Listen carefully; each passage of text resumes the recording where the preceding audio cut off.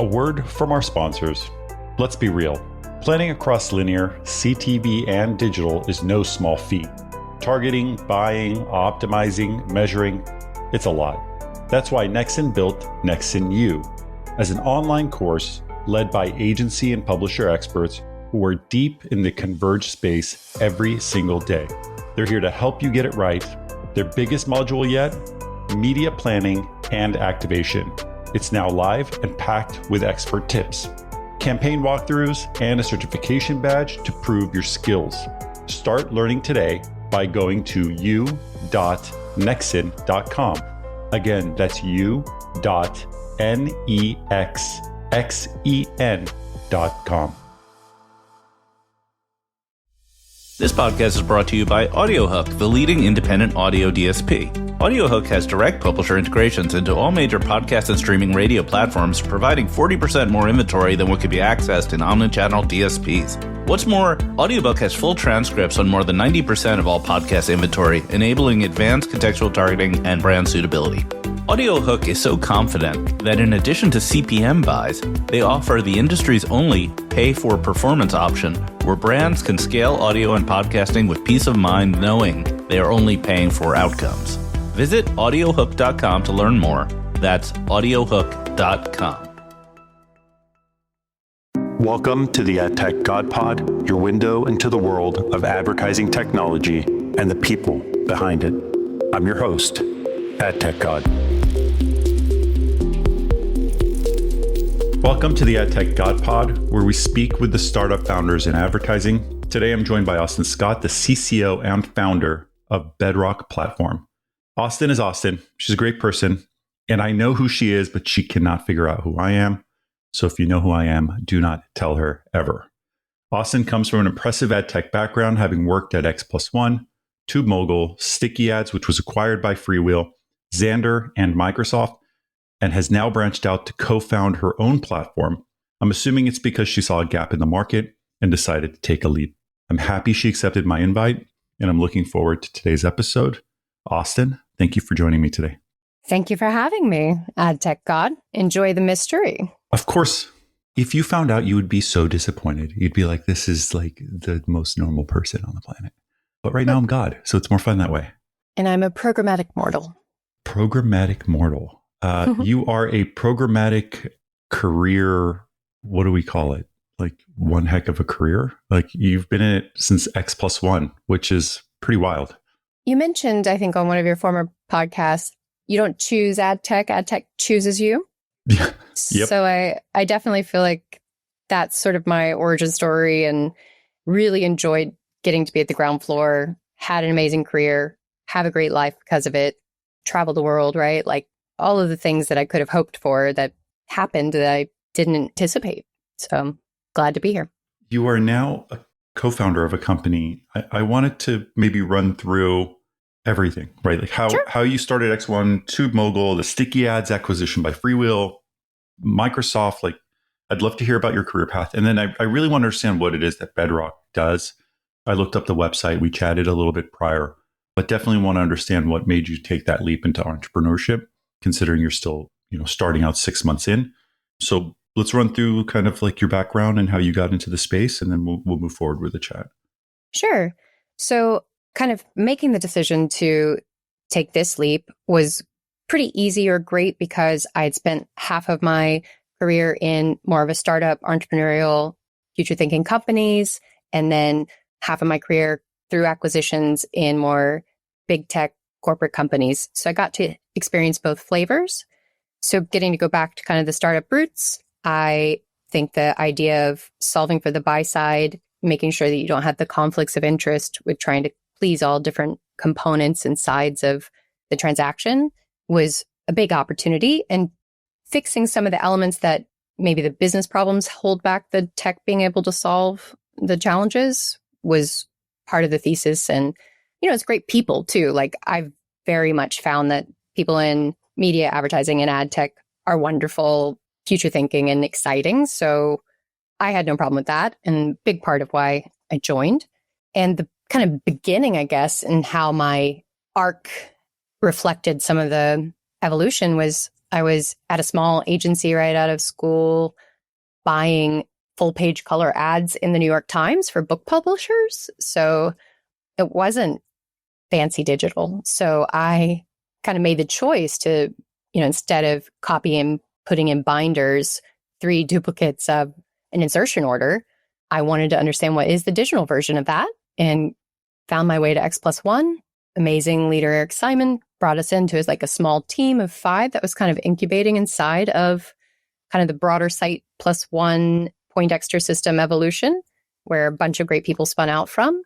And I got to kind of buy on DoubleClick Ad Exchange and write media as the media buyer, and kind of go through the decisions of how do we evolve when like DSPs were a PowerPoint and a dream, like that was really fun. And I really appreciate that time and getting to kind of experience the pitfalls or the brand safety or kind of how you navigate the digital realm and evolve. And I always liked, film and video. So kind of moving on into experiencing different types of the ecosystem, whether that was like a trading desk at Cadreon or consulting for TapAd, then kind of getting into TubeMogul and feeling like, okay, so this is a really interesting thing. Like I think there they really got to do some of the exciting stuff around how do you transition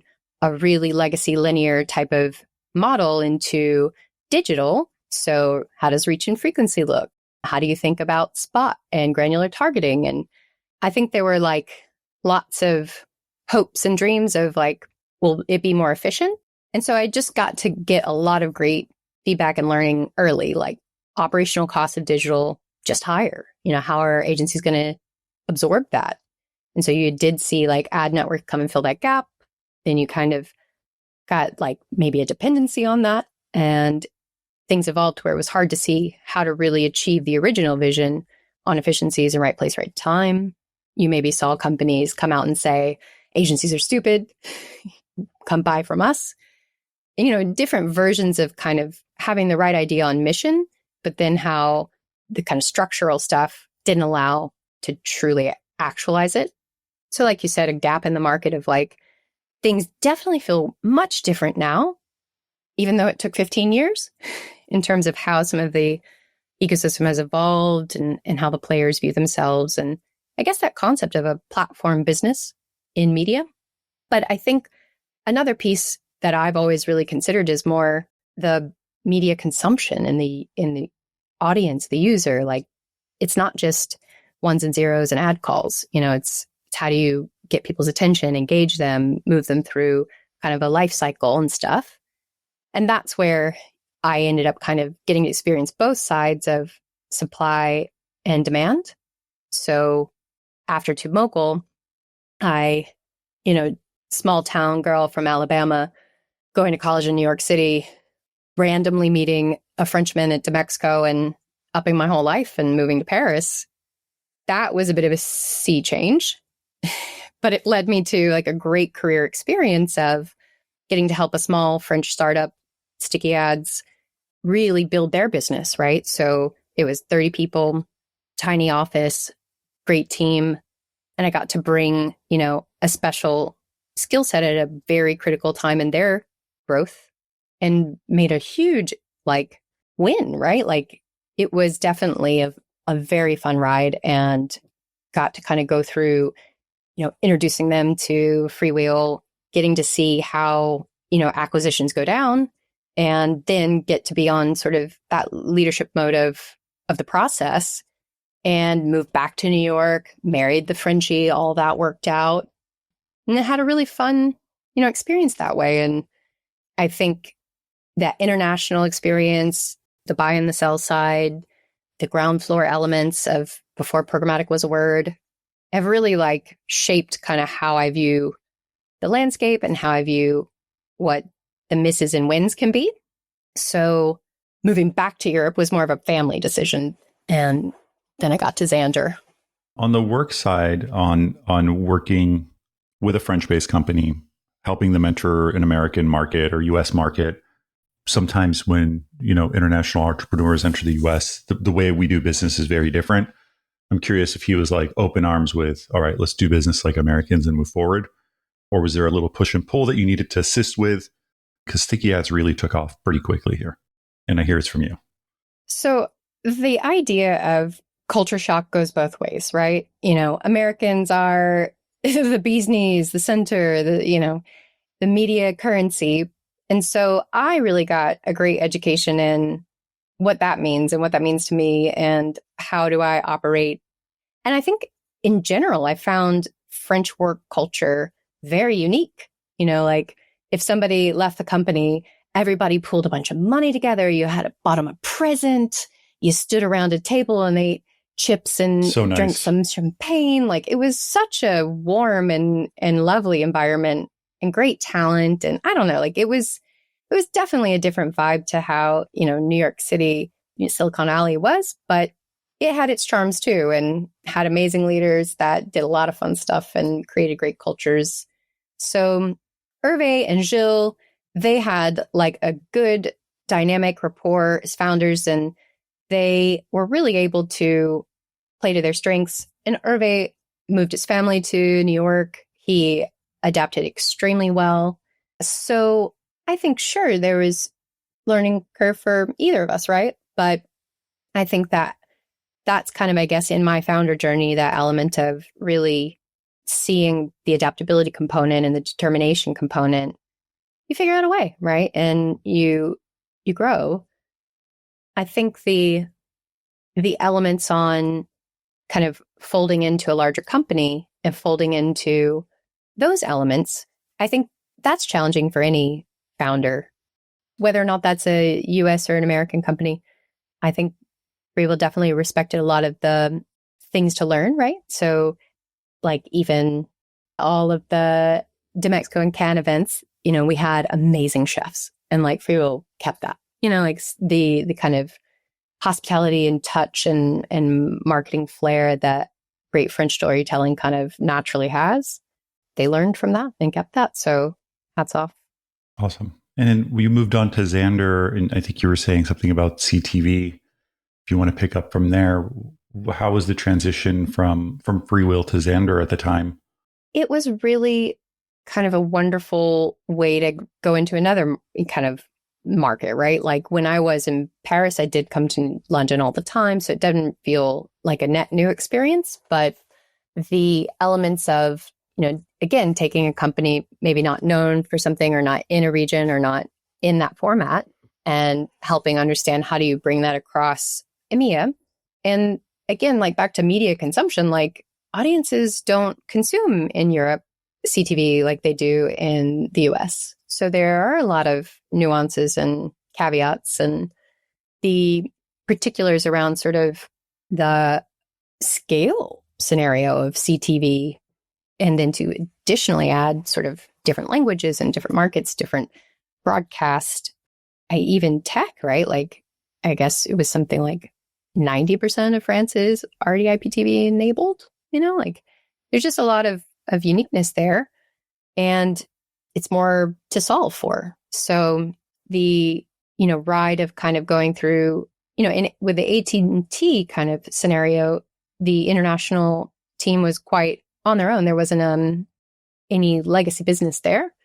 So it was cool to kind of get to see how CTV evolved, go through the Microsoft acquisition, go through, Netflix coming to Xander. So it was really a bigger company than kind of getting folded into Comcast. So I really found that to be quite a good learning experience. When you look back at your background and your career at Tube and Sticky, Freewheel, Xander, X+1, like where do you think that you felt as a contributor to these companies and as a hard worker in the space? Like where do you feel that you brought the most success, and what's like your most proud moment in doing so? I really, again, I guess kind of enjoy the people aspect, enjoy getting to solve hard problems, getting to, I guess, get to do some of the mentoring and kind of thought leadership stuff. So I think overall, like I got great exposure, got a great network So I guess I bring it back to sort of the people elements and getting to make impacts that way. So business solutions that are tech-driven, data-driven, and trying to find the best solution for everyone. Like that idea of consumers sometimes not prioritized maybe, or sort of seen as, a piece in the acquisition funnel. So yeah, I mean, that's kind of where privacy comes in. That's where this idea of like, how do you build a media buying platform for the curated internet that meets these multiple kind of principles or multidimensional decision making? That piece, I guess, is the opus for me, right? So this is probably my most fun, experience and challenge. And it's great leadership opportunity and great exposure in terms of, like you're probably aware, like having wonderful leaders in the industry is great. And then when you get to see sort of different voices and diverse voices, even better. So is that what Bedrock is trying to solve for? Is it trying to solve for the Equity? Complexity of the space? But what is Bedrock doing in general in the market? Like, how are you going to market with this product, and how do you think it's like different than what's out there today? Yeah, like going to market with kind of like no new DSPs and kind of innovation that doesn't necessarily get folded into legacy stuff. That is exciting. We take that infrastructure approach, but we can also be flexible, right? And for me, the sell side challenges, while, revenue is kind of an easy indicator of success, the buy side challenges, you have products, services, different proof points of success at a marketer level. And those are quite broad, like different type of challenges. So a one size fits all tech stack or feeling like you don't control your data, those are things that while you do hear those quotes from marketers saying, yeah, the cookie problem's not my problem, like I need ROAS, right? But it is an ecosystem and there are interdependencies. So, it would be great if you considered how it plays into things and how it plays into your real ROAS or your real control. So being able to have an alternative and independent solution and take the new class and the best of the best from the last 15 years, that's very exciting. The kind of fixing curation or fixing deals and, making buy side be able to be more neutral or be more flexible in how it decides. So a custom algorithm, right? I think maybe advertisers will view that as a form of their IP. And, there seems to be a way to kind of really move it forward. So for Bedrock Platform, we want to be able to enable that and empower that. So that part is what's exciting. So are you mostly like demand side focused? Because you had mentioned something around, no dependency on kind of legacy technology in the space. Are you guys really like building from the ground up, like a totally new way of doing things? I mean, I think the architecture really allows for it because, you have the elements of supply library management or, kind of defining your environments, pulling in all of your deal IDs from all of your SSP platforms and curation platforms. Then you have the curation module where you can package things up. So you can buy across, deals with layered data. And so, you can kind of view that as a command central for optimization, where the line items in the bidder module would inherit it. So it's not to me so much what is the company type, it's what is the action. So if your action is to buy media, whether you're a publisher doing audience extension, a retailer with data that's, very valuable, a holdco that wants to decide against a supply commitment versus a campaign performance, in the reflexivity of campaign performance, or a vertical ad network that's looking to, provide that great data intelligence and service to anybody in the ecosystem. So from that standpoint, I agree it is broad, but to me, these elements of category in the digital space, you just have to be more flexible. You have kind of such a variety. Publishers or apps that are audience owners, but also marketing, and driving revenue on their audiences and stuff, or are able to sell them and, package it up. I mean, you even have car companies that sell sunglasses. Like everybody's almost everything now. Does Bedrock, and I'm just trying to understand it better so that if anybody's listening so if you're a media buyer in the space, they would kind of reach out to you, talk to you and tell you what they're looking for. And then depending on their needs or requirements, then they would use one of your modules. And that module could be, like you had mentioned, like a curation module or like a bidder module. And then there's various solutions and stuff that's built into that to help them. Yeah. So, curation specialist, some agencies or holdcos might view themselves as that, or it might really just be those curation specialists that have formatted data, built out extensive taxonomies, do the analysis, do the planning, API in and create the deal ID for you, then deal troubleshoot. And so in an activation idea, it's an on switch for that, so again, it's really how people prefer, choose, and want to engage. And if they're happy with their stacks, great. But if they are looking for something different, or they are wanting more control or more kind of customization to how the platform works for them, this would be that. Austin, over the last year or so, there's been a ton of change in the space, especially as it relates to CTV. I think you're touching up on one of them, the curation piece, the SPO piece, the AI piece. Talk about the growth of streaming and connected television over the last 4 or 5 years. But like, what really excites you over the next year or two? What changes in the space are keep you excited and motivated to keep going? I think the idea of like, what are the signals? What are the ways to really think about the combination of them to drive results, outcomes, performance?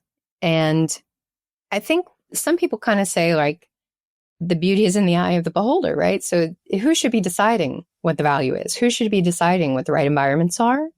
I would assume it's the person with the wallet, right? So the buyer needs that ability to be flexible, or the buyer needs the ability to have contained ways that their service or performance management or performance mechanics can go in and get the feedback data, whatever level of reporting that helps them do their job, be able to push it to a line item that inherits all of that logic and insights to where the trader or the buyer just says yes, or does some bid multipliers, has some ability to impact the things that help drive the results and outcomes, but also gets to leverage the specialists. So I think that to me is like that future where you're able to enable real collaboration in a controlled and contained way where everybody's happy and comfortable, and you can redistribute the tech tax and put the value where the buyer thinks is being added.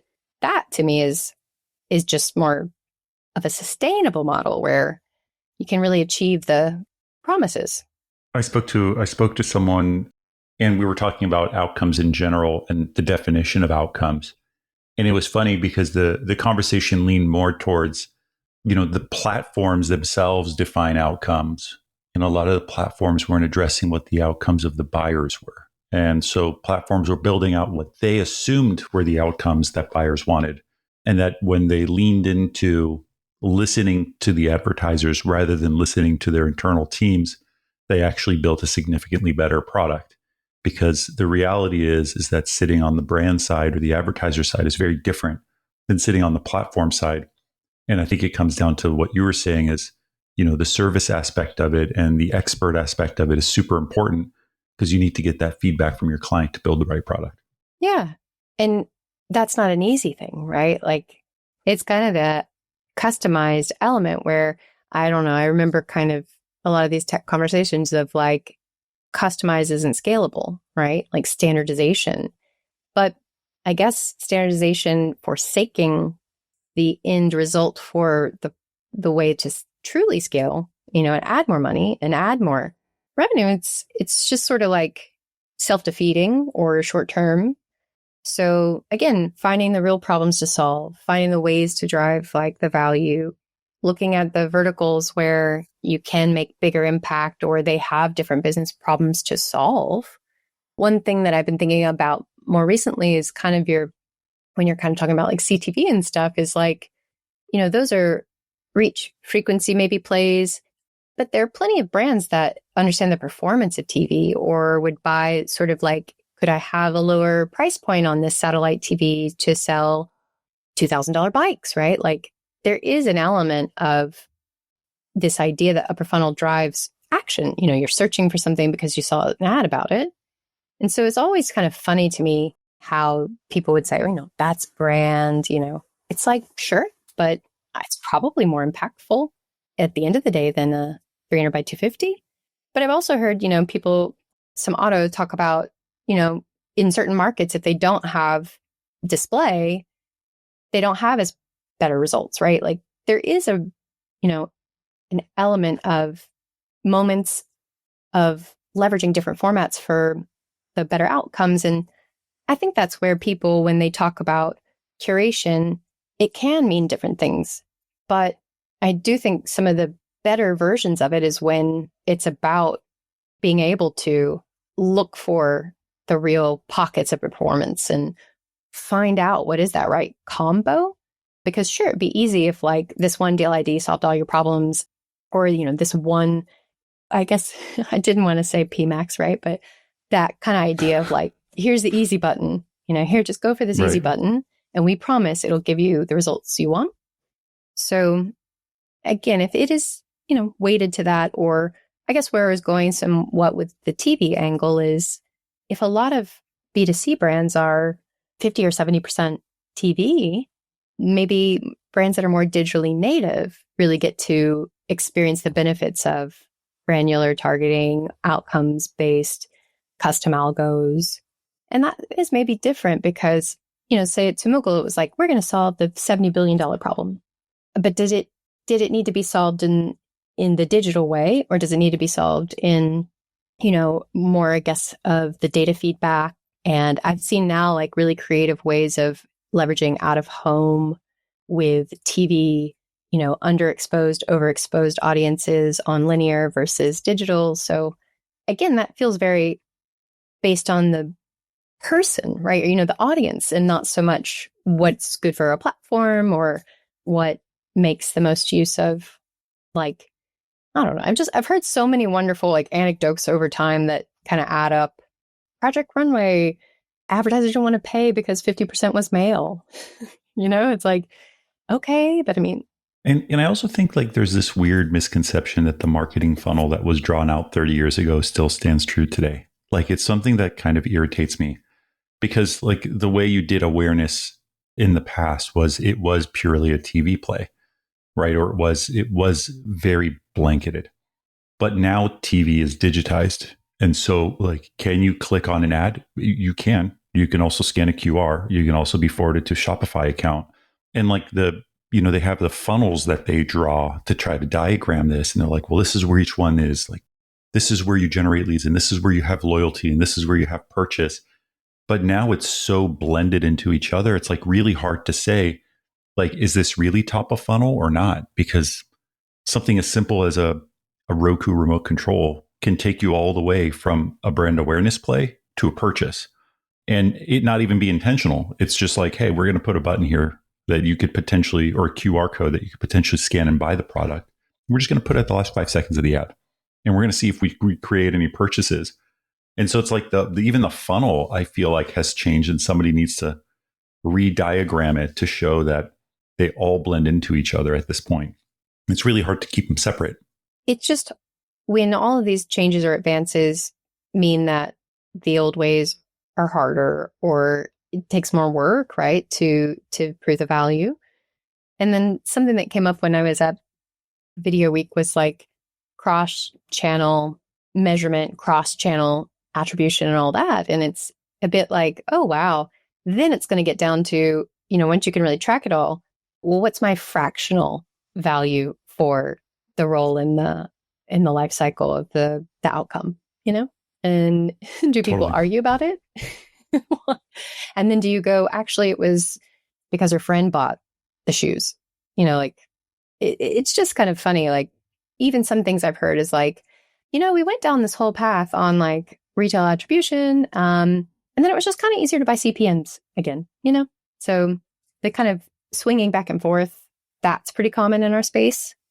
But that fragmentation is probably why we get the most confusion on being able to leverage what seemed like would be benefits. The one-to-oneness, like of devices is why I feel like it gets quite hard. Right. That element of less things in the way when you get kind of down to the individual devices or not being able to understand who in the household might be watching or how do you, some companies seem to have an offer and present to that solve. It just sounds like a lot of data, a lot of work, and then getting back to that advertiser specific need. Totally. Austin, I wanted to thank you for being here and good luck with Bedrock. I wish you and your partners the best of luck as you continue to grow. Thank you so much. Appreciate getting to be on and keep the mystery living. Awesome. Thank you, Austin. And take care. Thanks for tuning in to another episode of the AdTechGod Pod, a podcast for the people, about the people. Stay connected with me for more insights, trends, and interviews in the realm of ad tech.